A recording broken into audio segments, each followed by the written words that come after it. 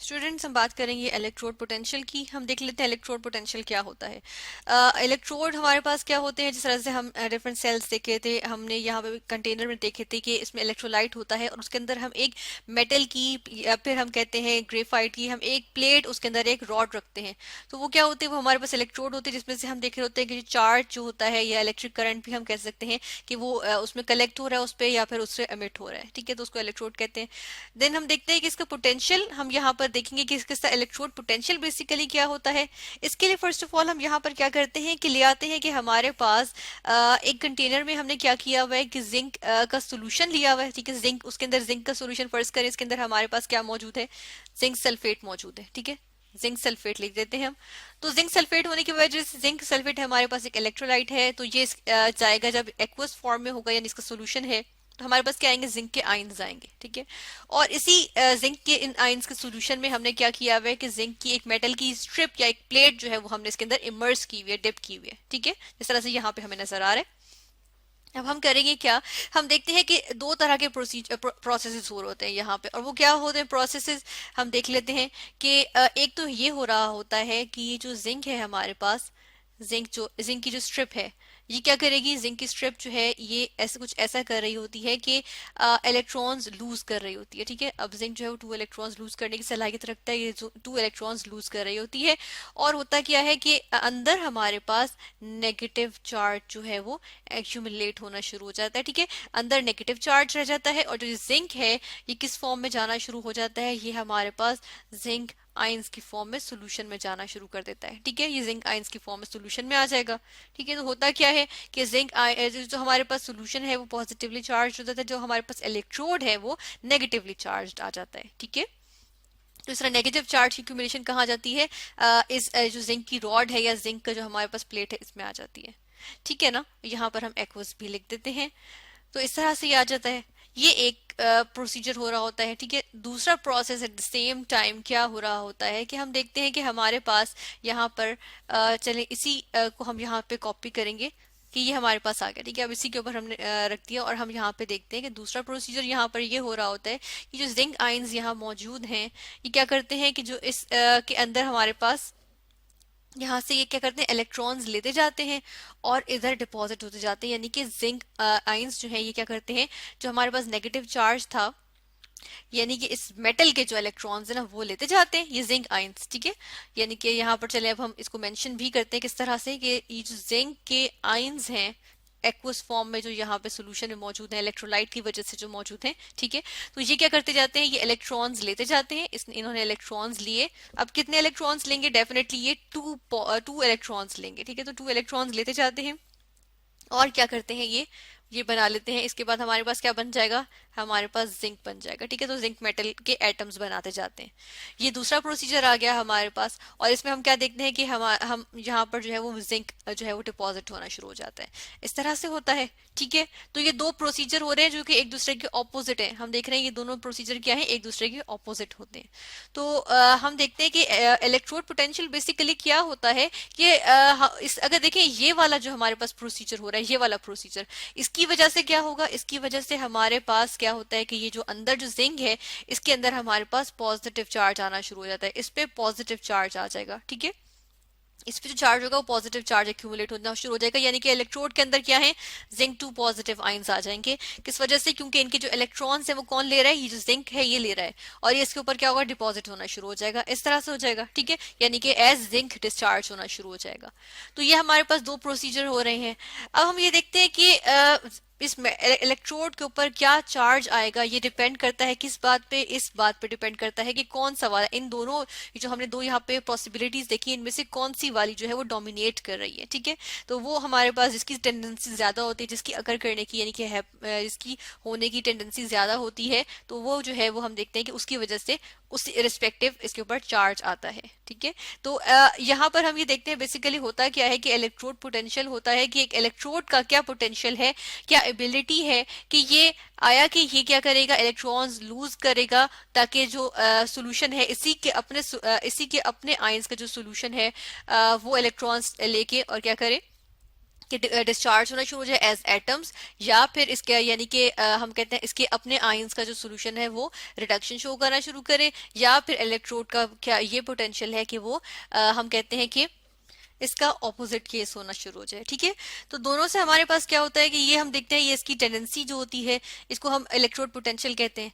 फिर इसके अलावा एक और चीज भी हम यहाँ देखेंगे, इसकी वजह से ये जो हमारे पास आ रहा है यहाँ पे, इससे हमारे पास क्या होता है कि एक इक्विलिब्रियम जनरेट हो जाता है कि ये जो दोनों के दोनों प्रोसीजर है ये एट अ टाइम हो रहे होते हैं, यानी कि जिंक जो होता है वो क्या कर रहा होता है, वो जा रहा होता है जिंक टू पॉजिटिव आयंस में, ठीक है, और साथ में 2 इलेक्ट्रॉन्स दे रहा होता है, जबकि इसका ऑपोजिट केस जो होता है वो भी साथ के साथ ही आकर कर रहा होता है। ठीक है, यानी कि इसका ऑपोजिट भी हमारे पास आ जाता है। ठीक है, तो इस तरह से, और यहाँ पर हम इनके अगर फॉर्म्स शो करते हैं कि एक जिंक आयंस जो है एक्वस फॉर्म में, और जिंक जो है वो सॉलिड मेटल के आइटम्स हैं। ठीक है, तो इस तरह से हमारे पास हो रहा होता है।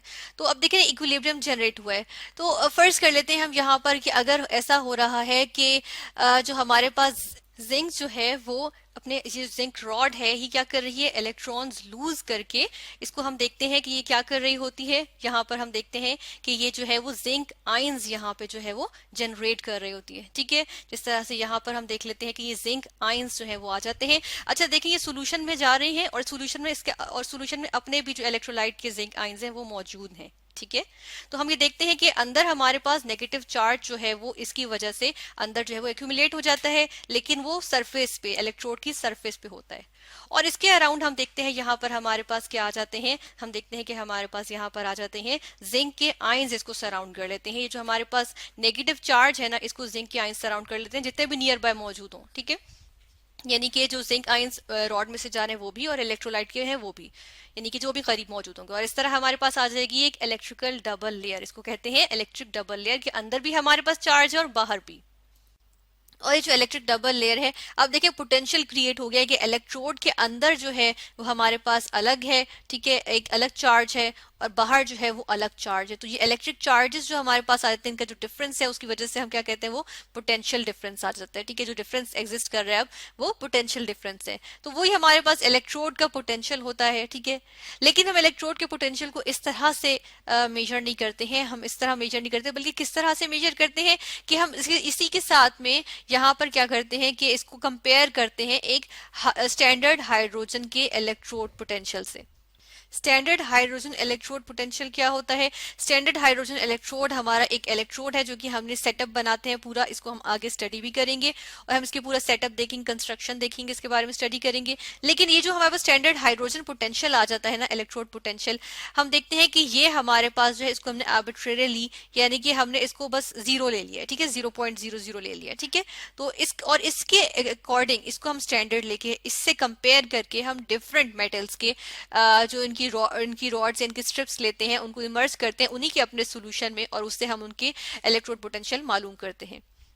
ठीक है, और यूजुअली जो हम मालूम करते हैं, जिस तरह हमने यहाँ पर भी लिखा है स्टैंडर्ड हाइड्रोजन इलेक्ट्रोड पोटेंशियल ना, इसी तरह हम क्या मालूम करते हैं, हम मालूम करते हैं स्टैंडर्ड इलेक्ट्रोड पोटेंशियल। ठीक है, हम कहते हैं उसको स्टैंडर्ड इलेक्ट्रोड पोटेंशियल। और ये हमारे पास स्टैंडर्ड इलेक्ट्रोड पोटेंशियल जो होता है, बेसिकली ये वो पोटेंशियल होता है जो कि हम देखते हैं कि इलेक्ट्रोड पे सेटअप हो जाता है। ठीक है, इसका इलेक्ट्रोड पे ये एग्जिस्ट करना स्टार्ट करता है ये पोटेंशियल। जिस तरह यहाँ पर हमने देखा था कि इलेक्ट्रोड पे कोई पोटेंशियल आ जाएगा, तो वो इलेक्ट्रोड पे पोटेंशियल जो एग्जिस्ट करना शुरू कर देता है, यानी कि इलेक्ट्रिक चार्जेस का एग्जिस्ट करना जो है वो हमारे पास पोटेंशियल आ जाता है। तो हमें देखते हैं कि ये वो पोटेंशियल होता है जो हमारे पास आता है जब एक हमारे पास जो ये जिंक की या किसी मेटल की स्ट्रिप जो होती है वो किसमें इमर्ज हुई, वो किसमें डिप हुई हो, वो अपने ही आयंस के सॉल्यूशन में। और वो आयंस का सॉल्यूशन जो है बेसिकली स्टैंडर्ड जो हम यहाँ ले रहे हैं ना, उसके लिए हमारे पास कुछ यहाँ पे शराइत आ जाती है कि 1 मोलर सॉल्यूशन हो। ठीक है, SOLN सॉल्यूशन के लिए लिखेंगे ऑफ इट्स ओन आयंस। ठीक है, ओन आयंस। जैसा जिंक की अगर रॉड है तो देखिए हमने क्या लिया है, जिंक के ही आयंस का सॉल्यूशन लिया है। तो जिंक के आयंस का सॉल्यूशन हमारे पास स्टैंडर्ड के लिए जरूरी है कि 1 मोलर हो। ठीक है, फिर इसके बाद मजीद कंडीशन ये आती है कि आपके पास जो टेम्परेचर हो इसका, वो सॉल्यूशन का, वो 25 डिग्री सेल्सियस तक हो, ये नहीं कि इसको हम अगर केल्विन में करें, कन्वर्ट करें, क्योंकि केल्विन हम यूजुअली स्टैंडर्ड लेते हैं, तो 298 केल्विन हम कहते हैं, ठीक है। इसी तरह हम देखते हैं कि यहाँ पर हम क्या करते हैं कि प्रेशर को भी हम कांस्टेंट यूजुअली रख लेते हैं, और प्रेशर हमारे पास कांस्टेंट रख के कितना करते हैं, हम 1 एटमॉस्फेरिक प्रेशर रखते हैं, ठीक है। तो ये जो तीन चीजें हमारे पास आ जाती हैं, जो हम देखते हैं कि ये स्टैंडर्ड कंडीशंस आ जाती हैं। तो इन स्टैंडर्ड कंडीशंस पे जब हम मालूम करते हैं, तो वो हमारे पास क्या होता है, स्टैंडर्ड इलेक्ट्रोड पोटेंशियल, ठीक है। और फिर हमारे पास दो तरह के इलेक्ट्रोड पोटेंशियल आ जाते हैं। एक हमारे पास आ जाता है ऑक्सीडेशन, स्टैंडर्ड ऑक्सीडेशन पोटेंशियल, ठीक है, और एक हमारे पास आ जाता है रिडक्शन पोटेंशियल, ठीक है। यानी कि इलेक्ट्रोड का पोटेंशियल क्या है कि वो हाइड्रोजन के मुकाबले में वो ऑक्सीडाइज होना पसंद करेगा या रिड्यूस होना पसंद करेगा, ठीक है। यानी कि अगर एक तरफ हम उसको हम हाइड्रोजन से कंपेयर करें, तो समटाइम्स हमारे पास क्या होता है कि जो पोटेंशियल आता है, कि हम देखते हैं कि एक तो होता यह है कि हम हाइड्रोजन को हमेशा क्या लेते हैं, हम हाइड्रोजन को हमेशा लेते हैं कि ये एनोड के तौर पे बिहेव करेगा, ठीक है, और दूसरे को हम कैथोड के तौर पे लेते हैं, यानी उस पर रिडक्शन देखते हैं। तो कॉमनली जो चीज हम लेते हैं वो बेसिकली वो हमारे पास आ जाती है रिडक्शन पोटेंशियल। लेकिन हम ये भी देखते हैं कि ये जो हमारे पास रिडक्शन पोटेंशियल होता है ना, इसमें हम देखते हैं कि ये हमारे पास पॉजिटिव में भी वैल्यूज आती हैं, नेगेटिव में भी वैल्यूज आती हैं, ठीक है। पॉजिटिव में अगर हमारे पास वैल्यूज आए, फर्ज करें हम कोई मेटल यूज कर रहे हैं, उसके लिए जो हमारे पास वैल्यू आई है, जो हाइड्रोजन से कंपेयर किया, तो वैल्यू हमारे पास जो है वो पॉजिटिव में आई। इसका मतलब है कि डेफिनेटली वो हमारे पास जो मेटल की जो इलेक्ट्रोड है वो क्या करेगी, वो हमारे पास जो है वो रिडक्शन शो करेगी और वो एज कैथोड बिहेव करेगी। लेकिन अगर हाइड्रोजन के मुकाबले किसी की नेगेटिव में आ रही है, तो हम क्या कहते हैं, हम कहते हैं कि हमारे पास वो जो मेटल की इलेक्ट्रोड है वो क्या करेगा, वो हमारे पास जो है वो एज एनोड बिहेव करना पसंद करेगा, रादर देन कि वो हाइड्रोजन को एनोड बिहेव करने दे, ठीक है। तो इस तरह से हम देख लेते हैं कि नेगेटिव वैल्यू की वजह से क्या आती है, पॉजिटिव। और नेगेटिव का मतलब है कि वो ऑक्सीडाइज होना पसंद करेगा, ओ एक्स लिखने ऑक्सीडाइज के लिए। तो हम देखते हैं कि ऑक्सीडाइज होगी, तो अगर यही नेगेटिव वैल्यू का हम पॉजिटिव में लिखें, या हम ये कहें कि हम अगर पैरामीटर बना लें कि हमारे पास क्या हो, हमारे पास जो है वो इंस्टेड कि हम रिडक्शन की बात करें, हम ऑक्सीडेशन पोटेंशियल की बात करें, तो हम हाइड्रोजन से कंपेयर करें, तो हमारे पास क्या होता है कि हम देखते हैं कि जी जो चीज ऑक्सीडाइज हो रही थी ना, उसका पोटेंशियल पॉजिटिव आएगा, और जो चीज रिड्यूस होगी उसका पोटेंशियल नेगेटिव आएगा अगर हाइड्रोजन से कंपेयर करें, ठीक है। तो इस तरह से यहाँ पर हमने क्या स्टडी किया, हमने यहाँ पे स्टडी किया कि इलेक्ट्रोड पोटेंशियल क्या होता है, और हमने देखा कि हम बेसिकली बात किसकी करते हैं, स्टैंडर्ड इलेक्ट्रोड पोटेंशियल की बात करते हैं, यानी कि हम स्टैंडर्ड कंडीशंस प्रोवाइड करते हैं।